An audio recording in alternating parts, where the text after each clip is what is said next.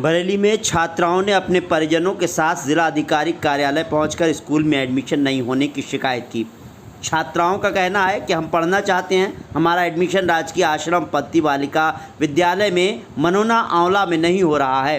कई दिन से लगातार विद्यालय के चक्कर काट रहे हैं, लेकिन कुछ भी हल नहीं निकल रहा है। आंवला के गाँव गोटिया मुतलकपुर निवासी कमलेश का कहना है कि उनके पति की बहुत पहले ही मौत हो चुकी है।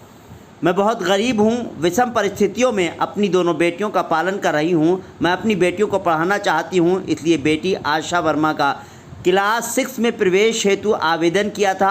बेटी का प्रवेश सुनिश्चित हो जाए, इसलिए कैबिनेट मंत्री धर्मपाल सिंह ने भी पत्र लिखा था। अत्यंत गरीब हूँ, प्रधानाचार्य से बार बार खुशामद करने के बाद भी उन्होंने प्रवेश लेने से मना कर दिया। मैं अपनी बेटी की पढ़ाई के लिए बहुत चिंतित हूँ।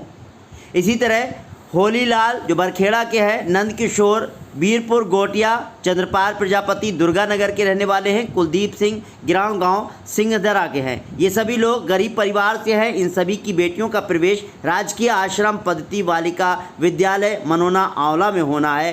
ये सभी लोग लगातार विद्यालय गए, किसी का एडमिशन नहीं हुआ। आज सभी लोगों ने जिला अधिकारी से एडमिशन के कराने की मांग की है। अब इनकी मांग कब पूरी होगी, ये देखने वाली बात होगी। बरेली दर्पण के लिए गुलेश खान के साथ सैयद अयान अली की रिपोर्ट। हम बार बार जाते हैं वहाँ पर, वो लोग एडमिशन लेते ही नहीं है। क्या क्या देते हैं? मना करते हैं कि सीट नहीं है या फिर एडमिशन पूरे हो गए हैं।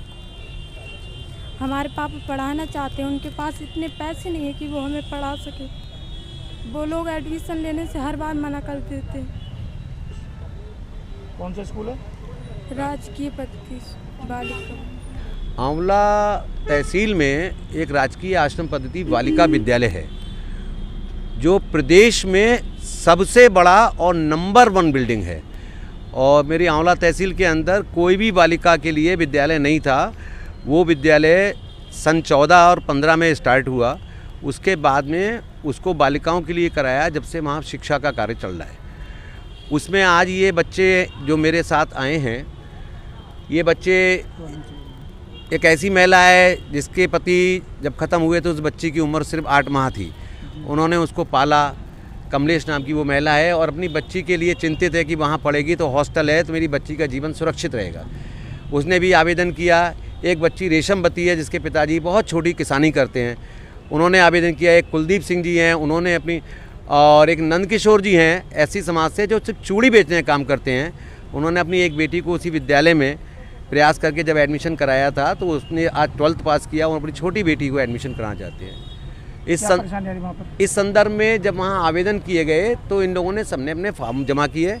उसके बाद में ये कहा गया कि वहाँ पर एग्ज़ाम के बाद में जैसे सीटें खाली होंगी आपका एडमिशन हो जाएगा। 15 तारीख 16 तारीख को उन्होंने संपर्क करने को कहा। 15-16 तारीख में इन बच्चों को एडमिशन से मना कर दिया। माननीय मोदी जी का सपना पढ़ेंगी बेटियां और बढ़ेंगी बेटियां, और ये ऐसे लोग हैं जो कहीं भी प्राइवेट किसी भी हालत में पढ़ा नहीं सकते, आज दुखी हो रहे हैं। इसके पीछे सबसे बड़ा मूल कारण मैं आपको बता दूं कि वहाँ पर जो अधीक्षिका हैं, जिनको प्रिंसिपल का चार्ज मिला हुआ है, मैडम प्रज्ञा वाजपेयी, ये सिर्फ उनकी हठ धर्मिता है।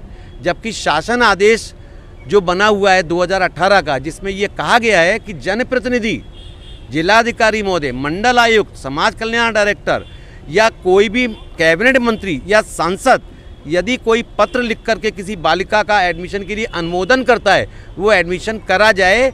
अगर सीटें फुल हो जाने के बावजूद भी 10 एडमिशन्स उनके अनुमोदन पे होती हैं। ऐसे में माननीय डॉक्टर अरुण कुमार जी का लेटर लेकर के एक व्यक्ति जो मजदूरी का कार्य करता है, माननीय सांसद जी का लेटर लेकर के एक व्यक्ति जो मजदूरी कार्य करता है, जिला विद्यालय निरीक्षक का लेटर लेकर के बार बार वहाँ जाके परेशान होता है, और उनके लेटर का भी महत्व नहीं दिया था। उसके बाद मैं अपने क्षेत्र के कैबिनेट मंत्री माननीय धर्मपाल सिंह जी से मिलता हूँ, और उन्होंने क्रम संख्या 1 से 9 तक में से 5 बच्चों के एडमिशन के लिए अनुमोदन स्पष्ट लिखा है। उसके बावजूद भी मैडम ने किसी जनप्रतिनिधि का कोई सम्मान न करते हुए सभी एडमिशनों से मना कर दिया। कुलदीप